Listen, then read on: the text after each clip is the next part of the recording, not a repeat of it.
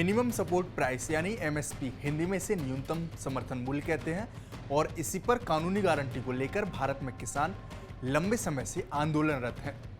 इस समय जब मैं ये खबर पढ़ रहा हूँ तब भी सरकार के मुताबिक हरियाणा के शंभू बॉर्डर पर 500 से 600 ट्रैक्टर ट्रॉली सड़क पर बख्तरबंद गाड़ियों के रूप में मौजूद हैं, जिन्हें लेकर किसान दिल्ली आना चाहते हैं। लेकिन सुप्रीम कोर्ट ने इस मामले में फिलहाल यथास्थिति का आदेश दिया है, जिसके बाद किसानों ने भी लड़ाई की अपनी रणनीति बदल ली है। लिहाजा अब किसान क्या प्लान बना रहे हैं, आइए इस रिपोर्ट में बताते हैं। नमस्कार, मैं हूं देवेश यादव और आप देख रहे हैं TV9। सुप्रीम कोर्ट से यथास्थिति बनाए रखने के बाद किसान अब दिल्ली आने से ज्यादा सत्ताधारी पार्टी को सियासी चोट देने की रणनीति पर काम कर रहे हैं। इस स्ट्रेटजी को अमली जामा पहनाने की शुरुआत हरियाणा से होगी, जहां पर अब से 2 महीने बाद विधानसभा के चुनाव होने हैं। इसको लेकर किसानों का प्लान ए दिल्ली में धरना प्रदर्शन का है, लेकिन शंभू बॉर्डर पर बैठे किसानों के लिए दिल्ली अभी दूर है। वजह बॉर्डर खुलने का मामला सुप्रीम कोर्ट पहुंच गया है और हरियाणा सरकार ने शंभू बॉर्डर खोलने को लेकर सुप्रीम कोर्ट से गुहार लगाई है। राज्य सरकार का कहना है कि बॉर्डर अगर खोला गया तो दिल्ली की मुश्किलें बढ़ सकती हैं, जिसके बाद सुप्रीम कोर्ट ने मामले को देखने के लिए कमेटी का गठन किया है। इस फैसले के बाद किसान संगठन से जुड़े नेताओं का कहना है कि इस बात की उम्मीद बहुत ही कम है कि उन्हें दिल्ली आसानी से प्रवेश करने दिया जाए। इसलिए किसान संगठनों ने प्लान बी भी तैयार कर लिया है और यही प्लान है जो सत्ता में बैठी पार्टियों को सियासी चोट पहुंचाएगा। पहला प्लान, किसान संगठन सबसे पहले हरियाणा पर फोकस कर रहे हैं, जहां अब से 2 महीने बाद विधानसभा के चुनाव होने हैं, जहां राज्य की सत्ता में अभी बीजेपी काबिज है। किसान संगठन से जुड़े सूत्रों के मुताबिक सितंबर महीने में हरियाणा में 2 बड़ी रैली आयोजित की जाएंगी।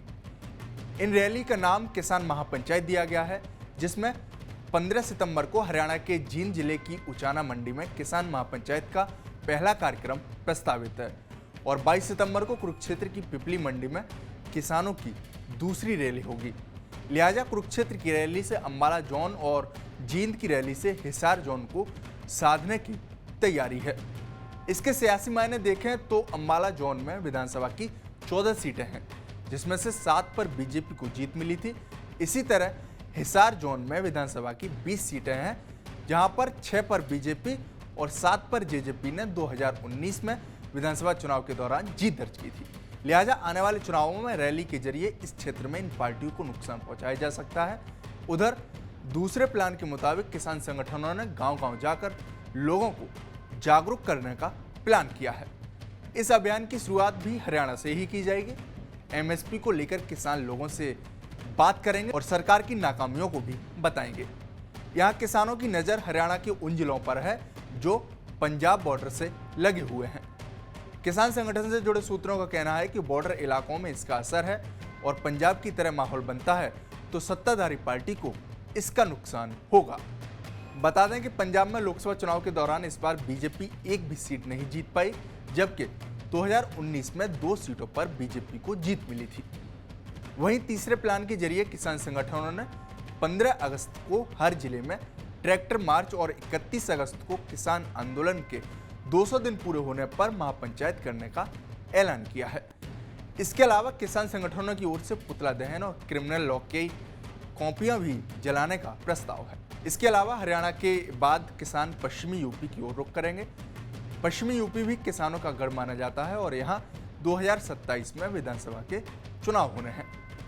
बहरहाल जिस एमएसपी को लेकर किसान आंदोलन कर रहे हैं उसके बारे में भी थोड़ा जान लेते हैं। तो एमएसपी फसलों की निर्धारित सबसे कम कीमत है।